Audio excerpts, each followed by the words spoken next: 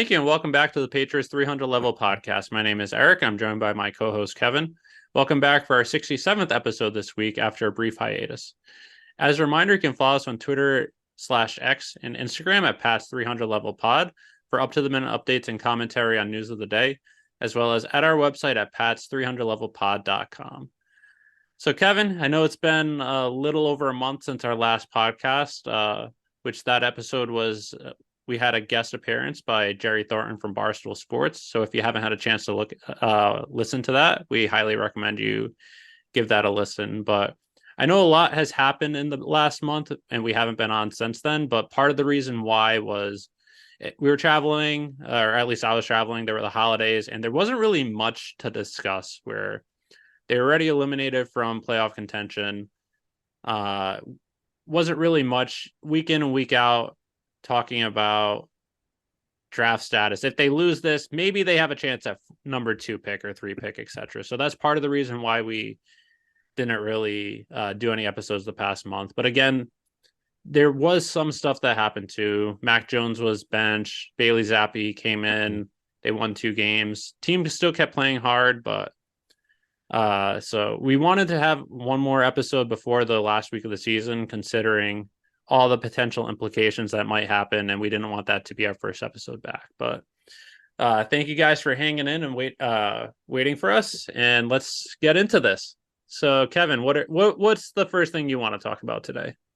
So I think we have a few topics that we wanted to address, and again, one of the reasons why we kind of skipped a month or so, like Eric mentioned, was there's only so much you could say about this team, where every single week we're pretty much saying the same exact thing about what was going wrong, what was wrong with the offense, and how they're going to get better. And 3 up, 3 down was pretty much the same all the time, just based on how this team was. And we figured it wasn't really worth the juice, wasn't really worth the squeeze for those episodes. Plus, we had some commitment issues with travel and holidays and that sort of stuff. So it made sense just to kind of have a little break there and then get back to it now.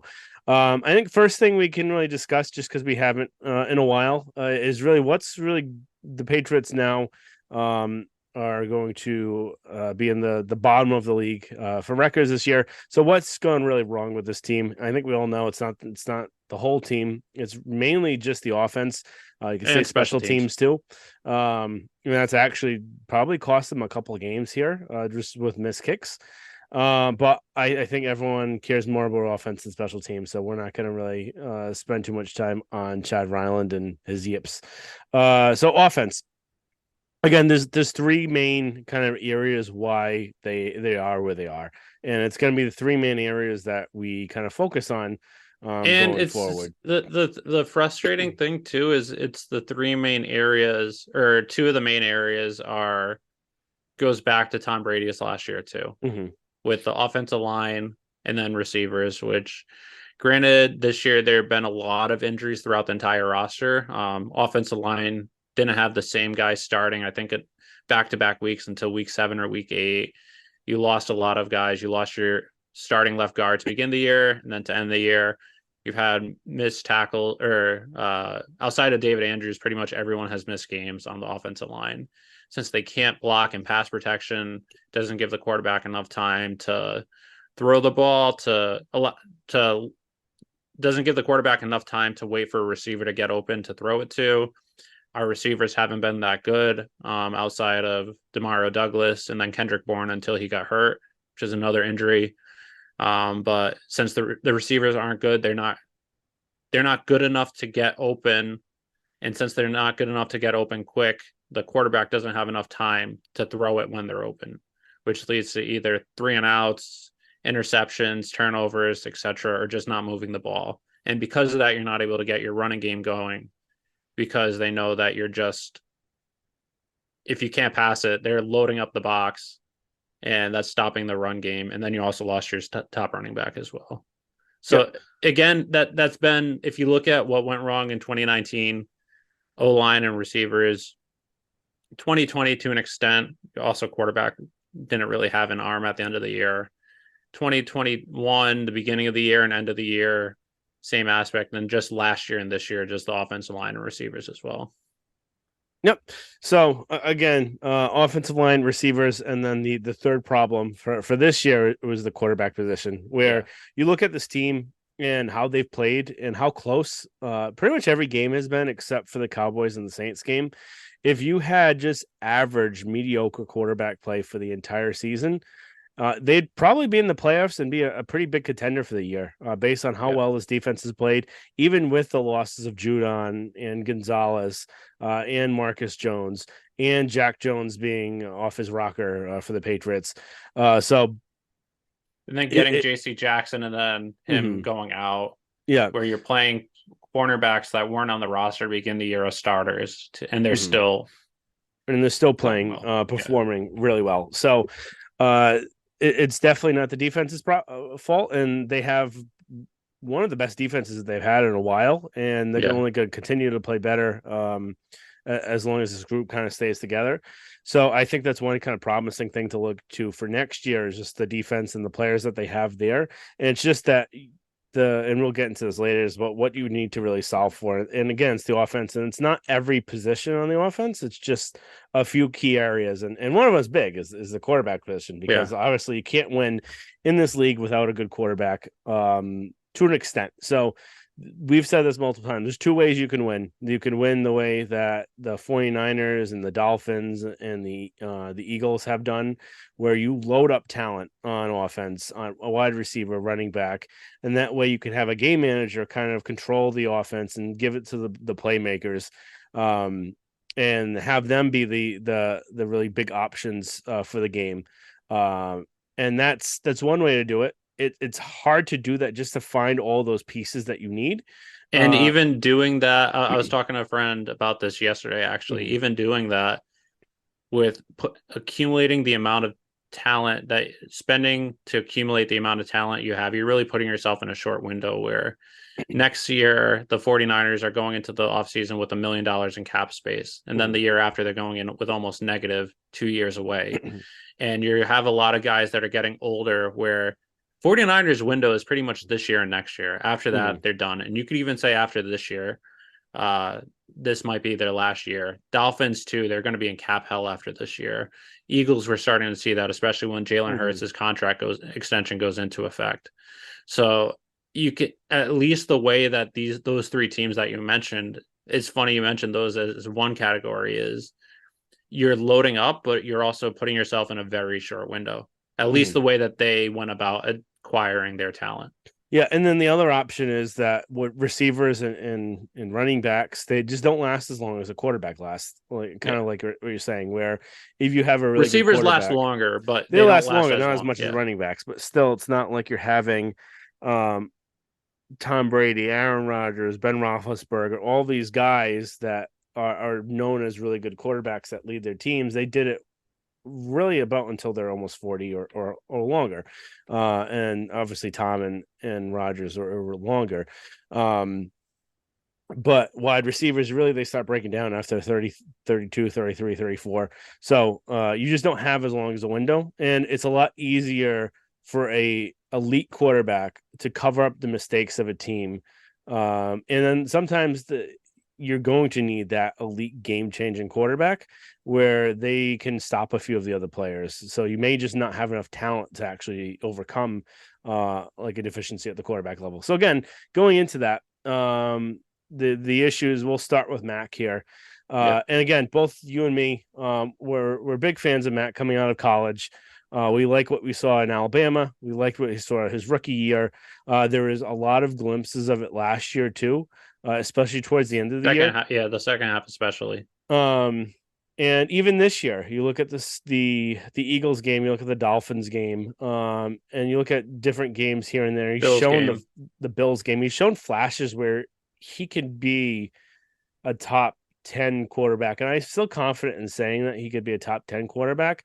I think where what we've learned from him this year is, and after watching just some of the different some of the different college players and some of the different just elite quarterbacks, is I don't think he'll ever have the ability to become one of those top three game changing elite quarterbacks that could put the whole team on his back and lift them up and make other players better. And I just don't think that's there with him. I think he lacks and again, I don't think everyone says he's got a noodle of arm. I don't think he's got a noodle of arm, but he needs things to go in the right situation to have good plays where the throws to the sideline are harder for him. He has to step into him. He can't just throw it off his back foot or on the run. He needs to get some oomph really into that, and it's not something he can really do without that. Whereas you look at like a Trevor Lawrence, or you look at Josh Allen, or you look at Hurts, or even you look at watching the college games this past weekend, you look at Penix.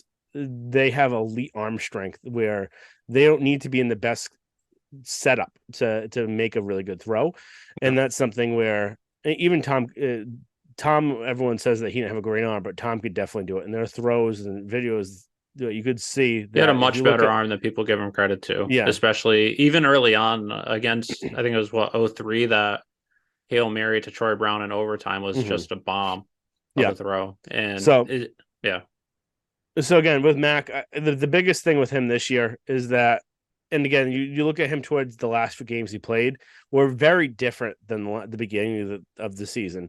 And he's definitely mentally broken. So you can't always blame it on completely on the coaching staff and the team just because um, it is also partly his fault. And I don't like blaming him for this. It's just something with him.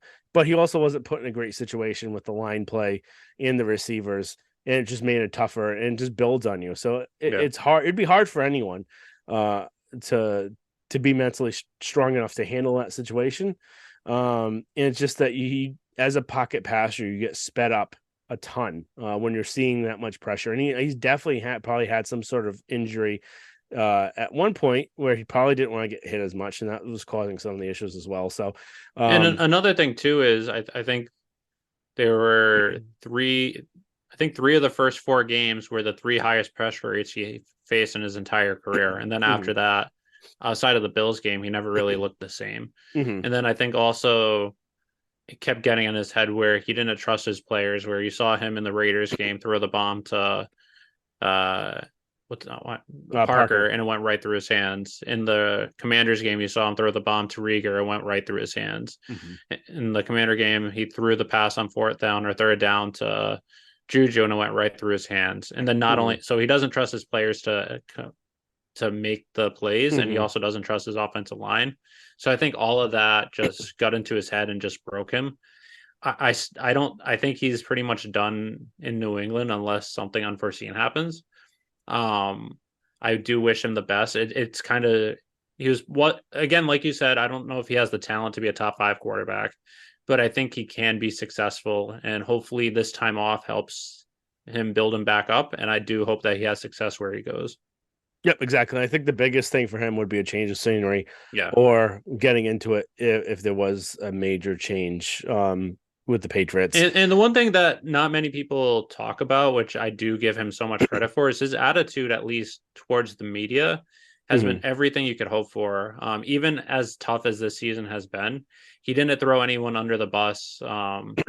He always blamed himself or wished that he played harder. Whereas if some of the college quarterbacks you see where after the game they don't talk to the media or things like that, if someone else was in this situation having to deal with what he's dealt with the last 2 years, especially, mhm. I don't know how many people would have that attitude towards the media of it's on me, I have to get better instead of throwing someone under the bus. Exactly. Even you watch him with Zappy, where he's the first one to congratulate him after a touchdown. He wishes him luck, everything like that. So he's definitely one, and this is why a lot of all of his teammates like him too, just because he's one of the good teammates out there to have. And again, I really like him a lot. I wish him that he'll see success in his NFL career. I don't think he has the talent just to be an NFL backup. He definitely can be um a really good start in the league, assuming that he had the right situation. Um, and I think getting into kind of why he was broken, like you said, the offensive line, the receivers, offensive line health was awful this year. So if you actually, when they had a healthy offensive line that were playing together for a while, they were actually pretty good. So Yeah. you have Trent Brown on the left side, which we'll get into him later, was when he's focused is one of the top left tackles in the league. Strange was playing really well. Andrews, and then So was one of the best guards in the league as a rookie. And then you had a The window best rookie guard. tackle. He had some moments here and there where he's Mm-hmm. been really good in the run game. He's had some deficiencies in the past game, but he's gotten better as the year went on, with this past game probably being his best. Yep. So again, just the health at the O line was one thing, and the receivers as well. Health was a big thing there. All right. Pretty much all their wide receivers have missed multiple games this year. Yep. Okay. So we kind of went into what went wrong. We'll have more episodes and how are we going to fix this? What they should do to what positions they need to focus on, who they need to focus on, the draft, all that sort of stuff. And so we're gonna have some good and guests. We're not gonna talk about this week, but in the off season, I do have a specific plan of how I think this team can get back forward. Granted, I'm not the GM. That's probably good reason why I'm not, but I think in the off season, that's when you can have some fun with this stuff. But. Yep. Okay. So the next situation is that we've seen a lot throughout these last few weeks, or maybe a month or so. 2 months. Ever since November. Even it goes back to the Saints game. That's when the stuff first started coming out. We've seen a lot of kind of media smearing going on the last few months, especially from the Carrans, the Bedards, the Callahans, a whole bunch of other people, Phil Perry, Breer. Who? Albert Breer. Oh, I always forget him because I don't even think of him as a real journalist. Yeah, I know he's not, but people consider him to be, which is why it gets overblown. But there's been a lot of nonsense that's been reported. And if you follow us, you definitely should follow us. If you don't, on X or Twitter, Pat's 300 Level Pod. We do a really good job of calling out kind of the bullshit when we see it, and there's been a lot of it. So. And just full disclosure, everyone has biases, even us. We try to be as objective as we can. And we'll get to this in a little bit. We both think Bill should be back, which Mike, at least both of us, I'm speaking for you, but I know you agree with this, is as an objective fan, I can completely understand wanting to move on from Belichick for specific reasons. This year, where you're going to have $100 million in cap space, you're going to have a top 3 pick. You think if you don't trust him to pick the players, and this is a important offseason, considering all that, if you don't trust him to pick the players appropriately, and he's not willing to concede player personnel, I understand moving on. I still want it, but I understand that objectiveness. But the people that are calling for his head, saying he should be fired, he's not a good coach anymore, things like that. It's that type of stuff that we try and call out the bullshit whenever it's there.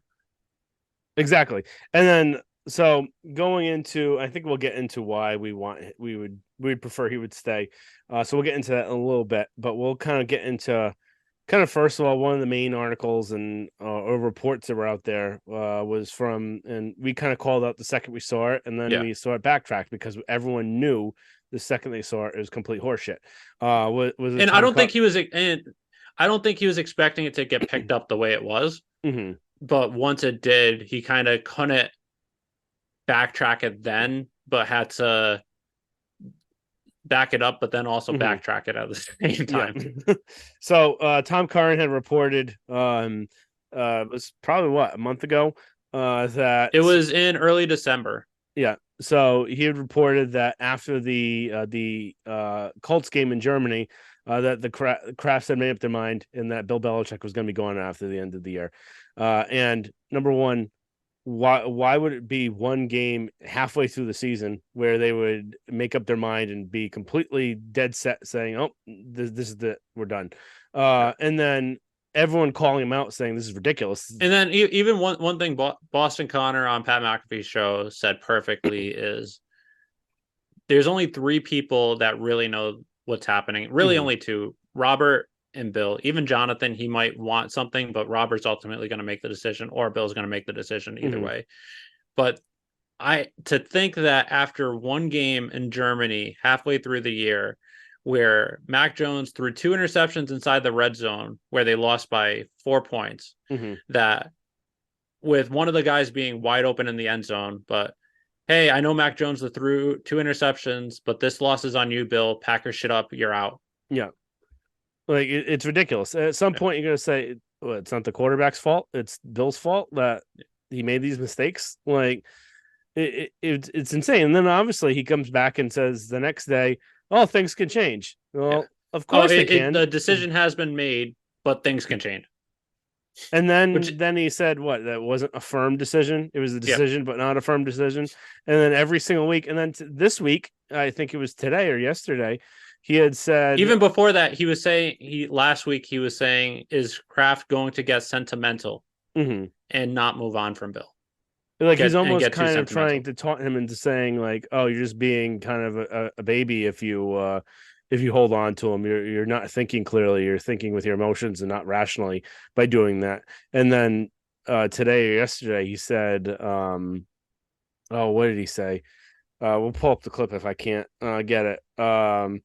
He said it's basically in Bill's court now. Yeah. It's not even in Robert's court. So like that completely changes the fact that Kraft had his decision made up 2 months ago to I have no idea what's going on, and I'm clearly showing I have no idea what's going on because there's only 3 people out there that know, and if there were more that knew it, it's not going to be Tom Curran that's reporting it. Yeah. It's going to be Adam Schefter, because the only person that gets information from Robert Kraft that's that like concrete and that held up, or Mike Reese, is either Mike Reese, Adam Schefter, or Ian Rappaport. Ian's usually more a pro Bill kind of guy, and then Shefty sometimes too will get some Bill stuff, but it's one of those 3 guys that would know something. It's not Tom Curran, it's not Phil Perry, it's definitely not Greg Bedard, and you'll see that again with Greg, where he had a few different things. One, but before you get into that too, is I know after Curran was saying, oh, things can change, and some people that want Bill gone are saying, when people were mocking Curran for saying that, we were like, oh, you've never went back on the decision you made. If you're the best owner in sports, the most powerful owner in sports, and you've come to the decision that you're moving on from the greatest coach of all time, that's not something that you can wane on. If you come to that decision, you can consider it. I completely would understand if Robert was considering it or leaning that way. But to say you've made that decision after 24 years of being with him, 25 if you count 1996, 6 championships, 9 Super Bowl appearances, 10 if you count 96, where you made that decision, that's not something you're going to sway where, oh, if we win 2-3 games at the end of the year, I'm going to let him back. Yeah, it's not like, oh, I picked the veal parm, but you know what? I'm really feeling the big ziti right now instead. If you've come to this decision, it's not something at this point you can go back on. Yeah. So again, next person, and again, this isn't going to just be a laundry list of us attacking everyone, but these are the 2 people I think we felt like we wanted to really kind of address, just because they're the most kind of horseshit of the bunch. And Bedard had a couple ones. One was a hit piece that he had on Gerard Mayo. By trying to say that he's rubbed a lot of people the wrong way. And, you know, as a coach, you kind of got to do it. And Gerard even said that. And this was just clearly just a hit piece trying to get some clicks to try and make it seem like Gerard's an issue. And he's not. He's definitely not. Of all the people there, Gerard is not one of the issues around there. Everyone speaks of him glowingly. The players and it's pure speculation too, because is it possible that some coaches are annoyed that reports are saying Mayo's going to be the next head coach, and there's some power shift because Robert's going to move on from Bill and then have Mayo? Is that possible? Sure, it's possible. Anyone could guess that. Do I think it's actually happening? No. And you're not. For anyone to be reporting that, it's not going to be Greg Bedard who gets that piece. Yeah. You know, you could say, oh, is Steve annoyed that Gerard may take over and then he'll be out of a job too? Like, yeah, maybe, but Steve's not going to tell him that. Yeah. Well, Steve's more likely to tell Babs that he is annoyed than he is to tell Greg Bedard. Yeah. It just one thing after another from him this year. He's just trying to get Kevin, clicks. He's not been like that this year. He's been like this his whole career. I've been trying to tell you this for 5 freaking years. It's gotten worse. Year after year after year, it's gotten worse. He's been a serial liar his whole time in Boston. I've been Okay. trying to tell you this. Actually, if we're gonna get onto that, everyone should Google his SI story he had on Aaron Hernandez on the Super Bowl week, where he said that he proclaimed that he grabbed Aaron Hernandez when he was peeing on a cab car and saying, "Oh, you're better than this," and got him to stop peeing on a cab car. So like that just doesn't pass the smell test. So that's just something everyone should Google right now. If you're listening, pause, put this on pause, Google that, read the whole story, and say, does this pass the smell test, or does this sound like a Kevin Cullen article from the Boston Globe?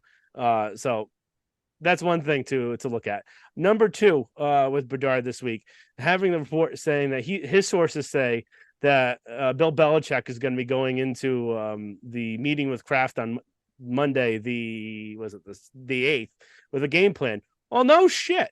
He's not going to go meet with him and say, I have no plan. I don't know what I'm going to do. We'll figure it out. I've won 6 Super Bowls. We'll figure it out. Of course, he's going to have a game plan on how he's going to change this over. This is not just an average season where they're 8-8 or 8-9 now, or 9-8, where like, some things went wrong, some things went bad. They're gonna have a sub 500 record, and not just by a little bit, but by a lot. They're gonna have the 3rd or 4th worst record in football. Yeah, and one of the worst record in his career. So obviously he's going to change things. He's going to want things changed. So he's not going to go in there saying, I have no plan. So it's just one thing after another, which is a little ridiculous. And I think we spent a little bit more time than we expect on this. So the last thing we wanted to hit on was the Doug Kyed article. And Eric and I both respect a ton Doug Kyed and Andrew Callahan. They both wrote it from the Boston Herald today. So Eric and I respect Doug a ton. He's been right on a lot of the things he's reported this last year. He's been really first on a lot of the news that's come out, and then someone else reports it afterwards. There's several Boston. There aren't many, but there's several Boston reporters or analysts that I trust. Mike Reese and Doug Kyed are the top 2. Mm-hmm. So if an article was coming out, like we were saying, by Bedard, by Phil Perry, by Curran, someone along those lines, I wouldn't put much to it just because I don't trust them.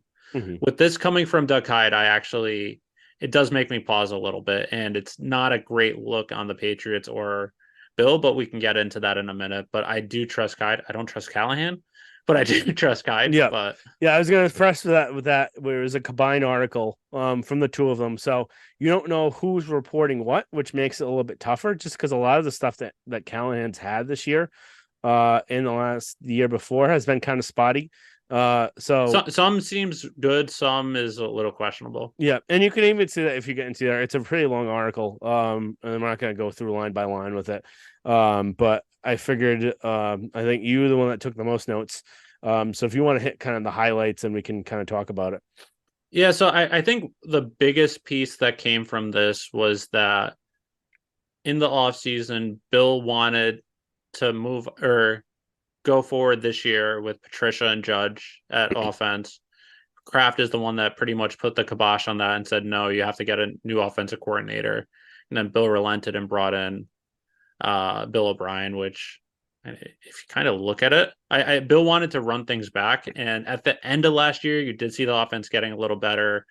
But the offense this year is actually worse than it was last year. So maybe Bill had a point there. And, that's something we've kind of talked about too, where I wonder if part of the reason why this offense has struggled is the fact that it's too complicated and it's too complex.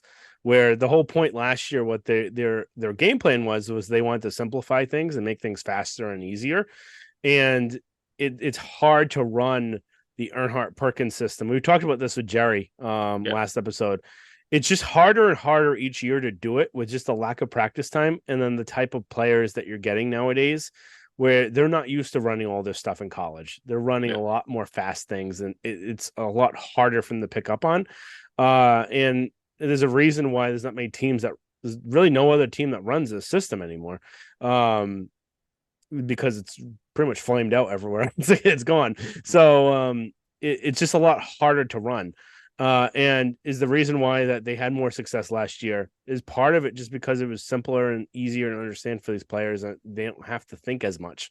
And I think that's part of it. And again, that's what also kind of hurt Mac last year was the fact that he's built to run this system where it's using his mind and be able to make checks and all that sort of stuff. But if the players aren't following your direction and understanding where they're supposed to go, it doesn't matter how smart you are. It's not going to work. So, and I think that's maybe why he had more success towards the end of the year, where they were figuring out ways to kind of put in some stuff, but make it still simple. So, maybe it's looking Bill might have been right, and maybe Patricia would have been the better option to have here. And who knows? Maybe it wasn't, but and there's another thing in that section that kind of ticked me. The way that it was worded was that Bill didn't put a good faith into selecting an offensive coordinator because he only interviewed Bill O'Brien and then four other people who have never been actual coordinators. But if you actually look at it, who was really available with coordinating experience that would run a system similar to what Bill was running? Mm-hmm. You're going into your third year with your quarterback. You're not going to want to change things drastically for 3 straight years. You're going to want to be running a similar system where they trusted Mac, they liked him. At least that's what reports are. You're not going to change things up completely, especially for the offense you built. So you're going to want people that you either know personally or run your systems. So he interviewed people that he had some connections with. One was a receiver for him, Jefferson, Adrian Clem, Bill O'Brien, and then there was a couple others. But to say that he didn't put a good faith into the process, I don't think is accurate. I could be wrong, but based on that, there wasn't really anyone with coordinating experience unless you're going to bring Charlie Weiss out of 12-year retirement to do it. Mm-hmm. It's just not really the case. Exactly. You don't see any other really coordinators get really sought after. And so you're going to have to get someone that doesn't have coordinating experience. So that's probably one of the reasons why. And then the other option, which I don't think was mentioned in the article, but he had mentioned in a podcast with Taylor Kyles. I got his name right? Yeah. I always confuse him with Tyler or Taylor. Yeah, so Taylor Kyles was that some of the wide receiver options that they had interviewed, they were possibly hoping that they might come on board as an assistant coach. And I think you can get into kind of why that might have been. Yeah, I was actually going to just get into that next, where the next part of the article was talking about how Bill O'Brien wanted to clear house and Bill Belichick didn't, at least on the offensive side. But he did allow Bill O'Brien to bring in his tight end coach from Houston, where if that is accurate, it's not like the Patriots had 10 offensive coaches on offense and Bill wasn't letting him clear any of them. They only really had 5 or 6. There's Troy Brown, and then I almost said Ross Douglas, who ended up leaving. Yeah. And then offensive line was Matt Patricia, who left. And then Billy Yates as assistant offensive line coach. They brought in Adrian Clem. So they did bring in one new coach. They brought in the new tight end coach. And then there's the running back coach who's pretty well respected. I'm blanking on his name. And then Vinny Sinceri. Yeah. So it's only really 4 or 5 coaches that they really kept. And then they still did bring in 2 new assistant coaches as well. So to really say that Bill O'Brien was put in a poor situation to succeed because he couldn't bring in his own coaching staff, which the article alludes to, I don't think is a fair and accurate statement. If this was really a sticking point, Bill O'Brien wouldn't go to a place where he didn't think he'd be put in a situation to succeed. A head coach that had success in Houston brought Brian Hoyer to the playoffs, had success at Penn State after the situation he was put in there, had success at Alabama. He wouldn't come to a situation where he wouldn't be successful because he couldn't operate the way he wanted to. So I didn't think that was a fair characterization. It might have been editorial writing for how it was written, but that was one thing that kind of ticked me off. Not ticked me off, but I don't think it's appropriate to say. He might have wanted to, but also later in the article said the Boston Herald could not corroborate that Bill O'Brien wanted to clear house either. So they insinuated it, but they even said they couldn't back it up.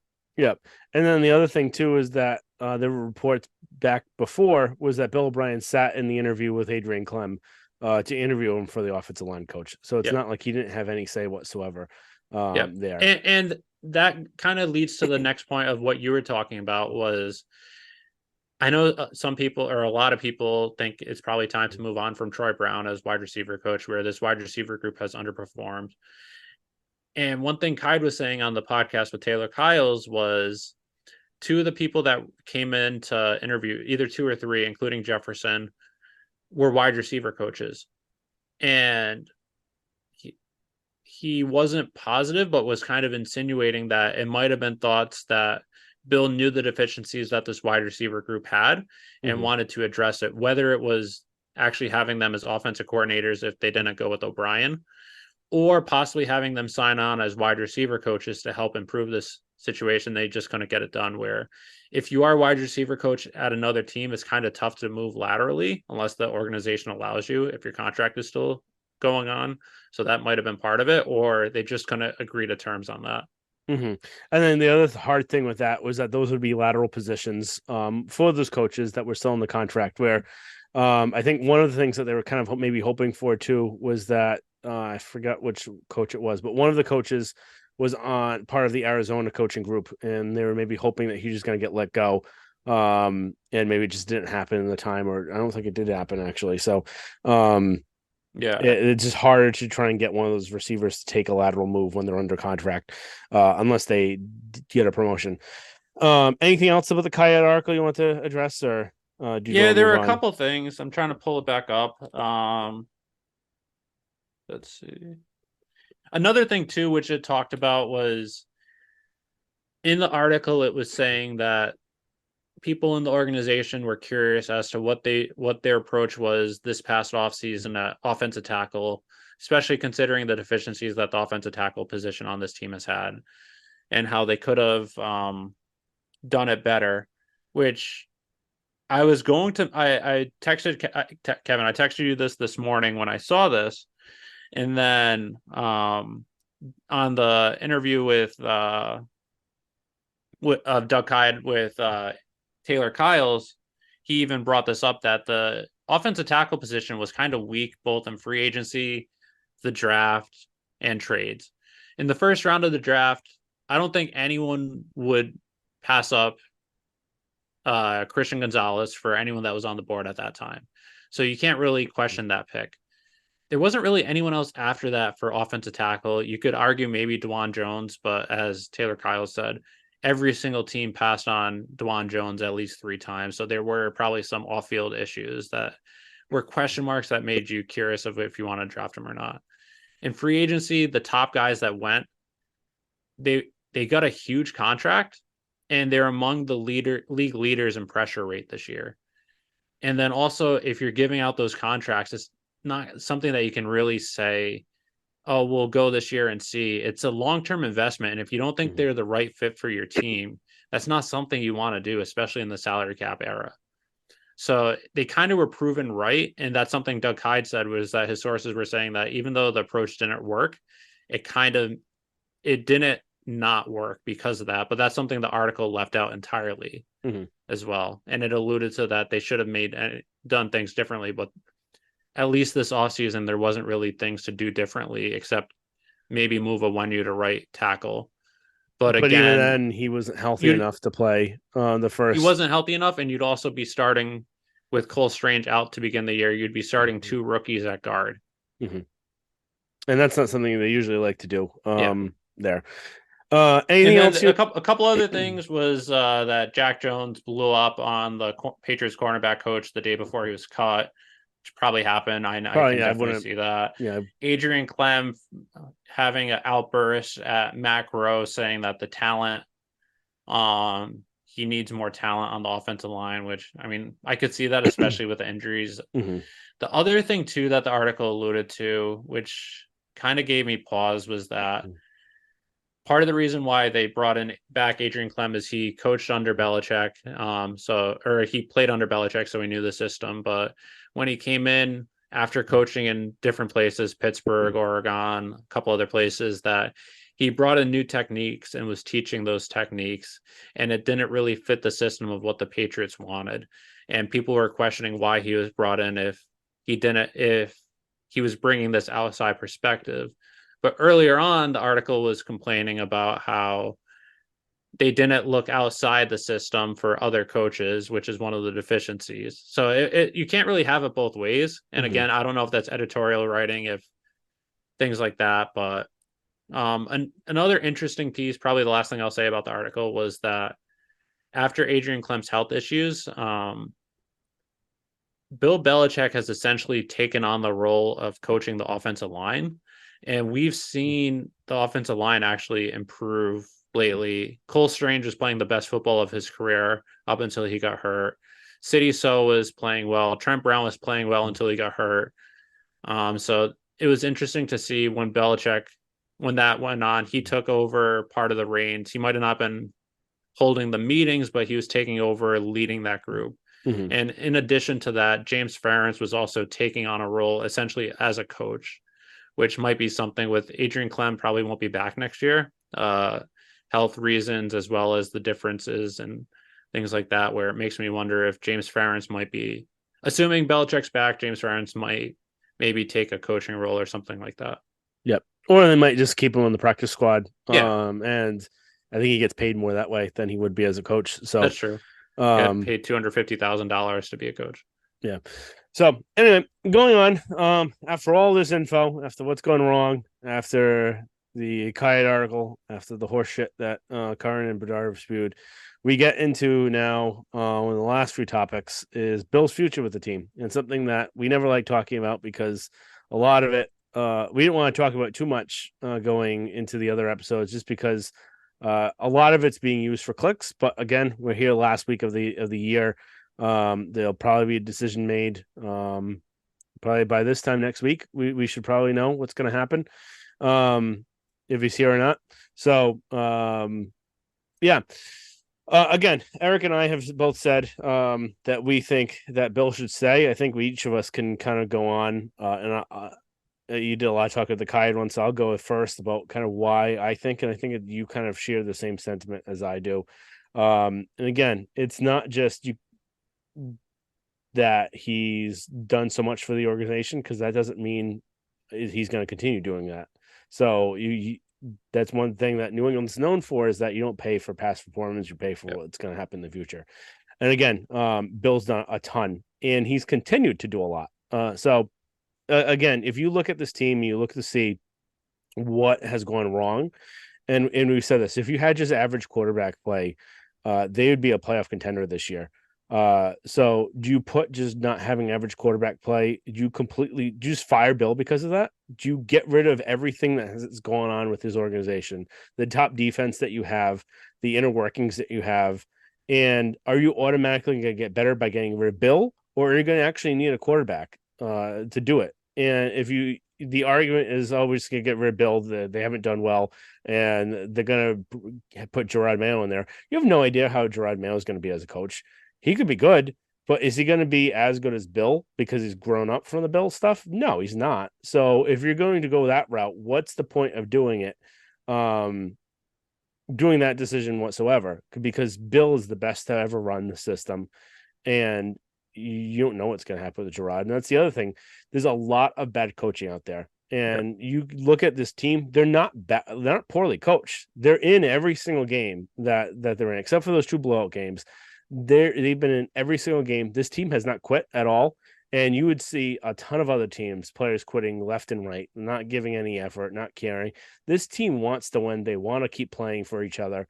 And that's a credit to Bill, because he keeps focusing week after week. He's not looking to the future. He's not looking what's going to happen after this year. He's only looking at the next week. And he puts the team in the best position to win. So again, has he had some failings with player personnel? Yes. Is that all of his fault?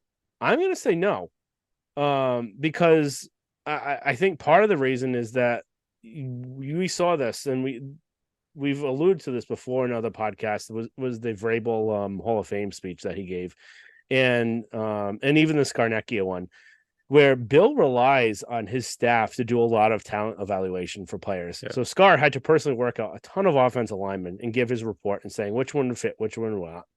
And just the amount of brain drain that this team has seen, especially because of the Josh McDaniels when he left, he took a lot of people with him. He took a lot Yeah. of offensive coaches with him. He took a And lot of scouts. personnel. Yeah, him and Ziegler took a ton of scouts and people from player personnel and basically wiped this organization clean.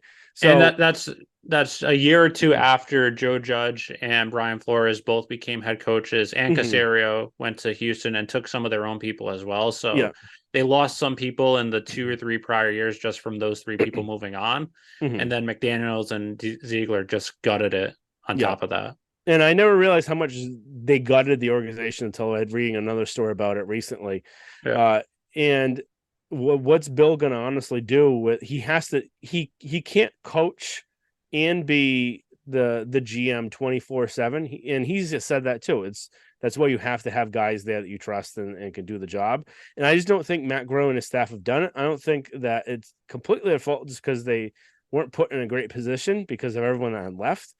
But I do put a lot of blame on him and his staff, and you hear kind of what players have said. Even Adrian Klum going off on Grow and not on Bill. That a lot of this is the talent evaluation that they have and the options that they have. You hear Grow during after the draft. You want to get fast players, you draft fast players. To draft Thornton because of that. That sounded more like a Grow pick than something that Bill would say, and something Bill would want. And then even the Juju Smith-Schuster, there were reports came out that Bill wanted Jacoby Myers, Grow and his staff wanted Juju and convinced Bill on that. So anyway, because of that, I don't put all of the blame on personnel on Bill. I think he does need help. I think he needs offensive help, and he's still a great coach, and he's shown that.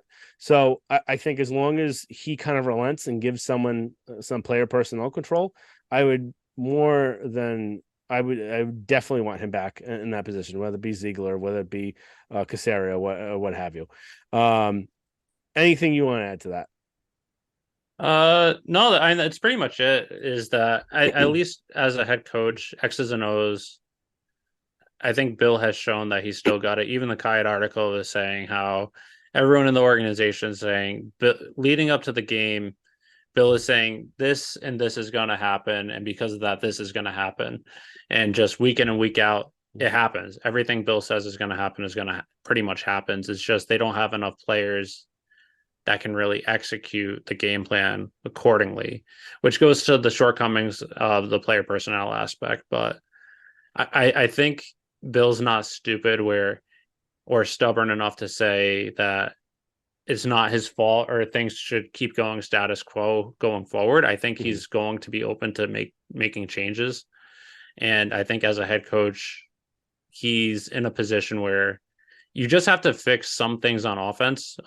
It's not a ton of pieces. We'll get into this in the offseason episode. It's not a ton that they really need to change. One of the biggest ones is quarterback, which is huge. But on another thing too is part of the reason why they're in the situation in the offseason of having a ton of cap space is Bill always looked to the future where he wasn't selling out for 1 year. Mhm. And because of that, they're not if he really was worried about his job security, he realistically could have said after 8 and 9, things maybe we're not in a position to win it all. I'm gonna go all out this offseason, mortgage the future so that I can keep my job. He didn't do that. Mhm. He kept looking forward to this upcoming year, but keeping in or making sure that the future wasn't mortgaged as well, so that it's a sustainable amount of success. Granted, they didn't have success this year, but Yep. Okay. So then we've said what we want to happen. We're gonna say what we think is gonna happen. I'll let you go first. so I still think Bill is back. Um, Pretty much all the former players, a lot of the current players are saying that you need to keep Bill. And as we've seen, there's so much bad coaching in the NFL. Even Josh McDaniels, who a lot of people said was going to be the successor, he was going to learn from Denver. He didn't, and he was just a colossal failure. Where the grass isn't always greener on the other side. I think the player personnel aspect is going to be an important consideration, but I do think Bill is going to either relent or be fine that if someone that I trust is put in this position, we'll agree on who that is, Casario, Ziegler, someone that they both trust, where Mm-hmm. I think he'd be open to that. But I think considering everything, considering Bill's legacy, considering how the team didn't give up, where if Ben Johnson was coaching this team, are they 4-12 right now? I don't think so. Even Vrabel, who people are saying should take over, he only has one more win in a worse division, and he's someone that hasn't had success on offense really. Mm-hmm. So who are you going to be replacing Bill with? There's not many people, or really anyone you can really say replacing Bill with this guy. This team is going to be better going forward. Yeah, So I think like because of Brian everything, Flores, yeah, who we both like, has fired offense coordinator every single year that he yeah, was head coach. yep. So I think Bill's going to stay. I completely would understand moving on from him, considering you're going to have a top 3 or 4 pick. You're going to have 100 million in cap space. If there's ever a time to cut bait and go forward, it would be this time. So I understand that. But also, I don't know how you can fire Bill and then bring in, say, Gerard Mayo, where Bill, you're gone, but I'm hiring someone who's only coached for you to take your place. Mm-hmm. Yeah. No, I think I my prediction is the same thing. I think that Bill stays. And I think number one, everything you said, and I think the other thing too is that, and I forget who said this. I think it was Gronkowski or someone else. It's going to be really hard for Robert, and we know how Robert is. He's and not to kind of get into the current aspect, but he's also he understands legacy. He understands his own legacy is a big thing, and I think it's going to be really tough for him to move on from both Tom Brady and Bill Belichick. I think that's a really hard thing for him to swallow, where he doesn't want to be the one that to let Tom Brady leave and have him win a Super Bowl, and then have Bill Belichick leave. And odds are, if Bill's going somewhere, he's going to making sure he's going in the best possible situation for him to win in the next year or two, because he doesn't have much time left. He's probably only going to be coaching for another 33 years, 34 years at most. And he's going to want to win, and he's going to go to a place that allows him to do it. So I don't think Robert's going to want to see him leave and win elsewhere. It's going to just not look great, and it's going to make him seem like he didn't make great decisions at the end. So I think that's one big thing, and I think that Bill isn't an idiot, like you said. I think he's going to go into there saying, "Hey, I've had some shortcomings on player personnel. We both know that, and I On want the to bring offensive in." side, On the offensive side, and I want to bring this person in or this person in who's going to have final say or what have you, and have more say in what's going on, and then either relieve Matt Grove of his duties, or technically he's not the full GM, so maybe give someone else the full GM job, and then he still reports to him. I don't know if he'd like that, but he's technically under contract, so he has to deal with it. So, I'd see that happening, but I wouldn't be shocked either way. I'm going on the aspect that it's going to be Bill moving forward. yeah, and we'll find out in 5 days or so. All right, sounds good. We were going to talk about draft position. Just the skinny on that is they can't do any worse than number 5 supposedly. It was Dakota Randall. Dakota Randall ran all the simulations on I think PFF or something like that. Yeah, supposedly they could do no worse than 5th, and they could get to the second round pick. Number 2 pick. Second number, yeah, the number 2 overall pick, depending on what happens. I don't want to go through all the different scenarios because there's too many and it hurts everyone's brain. Thing is, next week we'll know what happens. So yep. We'll see what happens. We'll get into draft talk. And that's pretty much it. So we're gonna leave you after I do a little wrap up with a little 5-minute clip for the Kirk Minahan show that I think really kind of describes some of the stuff we are talking about, Curran and Bedard, and I think better detail and better description than what we may have done. And I think it was a really interesting clip. And Kirk is also friends with Jonathan Kraft too, correct? That's another big thing. Kirk is friendly with Jonathan Kraft. Kraft gives him Springsteen tickets every year, and I think he's a listener of the show too, from what he said. So if anyone knows that's gonna happen, it's him more than Cameron or Bedard. So it's not surprising when you hear some of the stuff coming out, and so he's sometimes very forceful with his predictions, and that may be some inner working. So that could possibly be it. So again, thank you everyone for listening. This is a long episode. Make sure you subscribe, rate, and review us. Follow us on Instagram and Twitter, Pat's 300 Level Pod, and our website. We're going to start doing some blogs in the off season, Pat's 300 300levelpod.com. I'm going to finally get that site up and running really full time.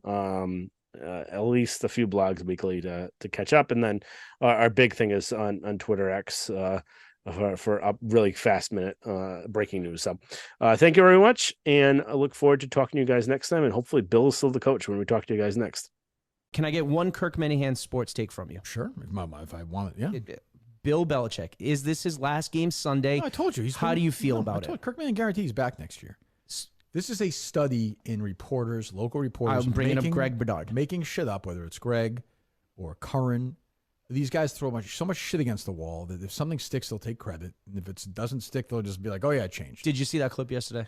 The Bedard one? Yeah. He's just making it. It's unbelievable. With Mayo or he was on with Felger and Mass? Felger and Mass. I saw the clip. Yeah, he's just making shit up. It's unbelievable. He's a professional liar. Like, he just makes stuff up. And, like, he knows that, like, it doesn't really matter. No one's going to call him out on it. So you just throw it out there. It's not true. And I like the idea that people are like, I saw a report yesterday, like Belichick's going into his meeting with Kraft with a game plan. Well, no shit. He's trying to keep his fucking job.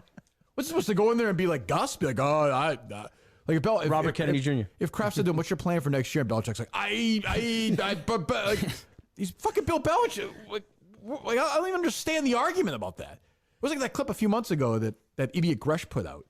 That video clip of like of Robert talking to Kraft and being like, that video of them after the interception, like Germany, and being like, boy, we're not very good right now. Oh, yeah. And everyone's like, holy shit. I'm like, well, they're not very good. What's he supposed to fucking say? And did you see that interception? Yeah. It's the fucking worst thing I've ever seen in my life. Like, everyone's like, wow, this means Belichick's gonna get, like, my thing is, I would say to Belichick, if I was Kraft, hey, are you in this for 3 or 4 more years?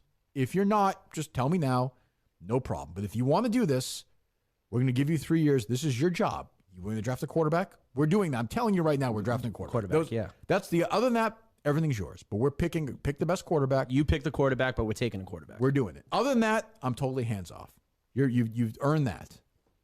And if Belichick says no, then I give him credit. He's like, I don't want to draft a quarterback. Then Kraft says, okay, you're gone. Yeah. That's what I would do. But like this thing where like if you think people are talking, I'll say this, there's clearly camps. Like every time Rapport has a story, it's pro Belichick. So somebody in Belichick's world is talking to him, whether it's his assistants or I don't think it's Belichick necessarily, but any of those people, and then there's somebody else that's anti. So like everyone has moles. Bedard doesn't have moles. No chance anyone that office is talking to him. No, it's like low level bullshit. Listen, I think the Boston media, the biggest criticism is the Volan thing. When Volan got duped by, was it one of your listeners? I think it might have been. I think it was someone connected to the show. It might have been, probably. Like who sent him the email saying, I have a friend inside. Year, yeah. So those guys literally are just taking anything. Of course. From anyone and running with it. Look at Borges a couple of years ago. Like, the guy pretending he was Don Yee. He just believed it. People, I ain't Shaughnessy on the ropes a year and a half ago until he figured it out. Like, I was literally pretending I was somebody in the financial office. Tony Maz. Yeah, Tony Maz is threatening to sue me. Change his phone number. So, like, I mean, and I get it, like, initially because they want it to be true. Yes. But then you have to. Because they hate Belichick, too. Yeah, and they just want to have a big story, too. Like, they want this to be, but like, I mean. How come Curran can come out and say, after the Germany game, if they lose, Belichick's gone? And then Tuesday be like, we heard some things. It's not even, there's no standing by the report. Right. There's no. And if Belichick loses his job at the end of the year, he will then go back on that and take a victory lap. Yeah. And if he doesn't, he'll be like I said, like things change. Like they played hard. If you see now the media, what they've done the last few weeks, they're already walking it back. Because they know the line they're going with now is like, these guys aren't quitting on Bill. Yeah. Like they're playing hard for him. Like he should be back. I've seen a couple, somebody in the Globe, they should bring him back. After they beat Denver on Christmas Eve, that was a big thing. Yeah, and they'll beat the Jets this week probably. And they'll be Bill's not losing the last game to the Jets. And I will say they've played hard I think all year they've played pretty hard. Like I think, and I think I'm not gonna get too sporty, but the one thing I do watch is still some of the Patriots, like this defense next year, they're gonna have those two guys come back. The first round pick. That defense is gonna be really good. If they pick a good quarterback. Watch out. They can win 8 or 9 games, and then all of a sudden it's like, and then the stories will be, geez, you never give up on Belichick. It turns out, and they're going to do the same fucking thing. Yeah. And I do think the one good thing about Twitter and social media, as I've said, is it's governed in we did how stupid this meeting, how easy it is to pick apart their bullshit, which I used to do in the old show, is you just pick apart, like I read Bedard, I'm like, oh, he's just making that up. Yep. He's just making, like, he's like, and he wants, and I know, several people who know have told me, that he thought he was going to get a job with McDaniels in that organization, Bedard. And he was telling everybody that. Doing what? It's like a scout. He thinks he's like a football coach. Yeah, and he's never come out and said what happened at the Review Journal, which is a crazy. Right, he was there for like story. 20 days. It's a weird story. And you have that story about Aaron Hernandez taking a piss. It's just all, yeah. He's like, with Hernandez's face, and it's just like. I like Greg. Whenever I see Greg, I've always got along with him. But. Didn't he stop Hernandez from like beating somebody up? Yeah, he's like, hey man, cut the shit out. Shit. He's like Hernandez. He's like, and Bedard's like, what do you do? Kill me or whatever? It's like, this is bullshit. They're all full of shit. Oh man. Yeah. I hope Belichick's back. I don't want somebody else coaching the Me Patriots. too. You fucking bring in who? Mayo? Like he's the Same guy. Yeah. Hire a real offensive coordinator, and let's get a quarterback and run it back. Andy Mayo in tomorrow, not Gerard Mayo, and with Mutt. Mutt would be more excited about Gerard Mayo, but yeah, I was confused there for a minute. Mutt and Mayo tomorrow, which I think will be an interesting combination. Everyone hates Mayo. You know why did Mayo block you? He was tweeting about the Disney thing.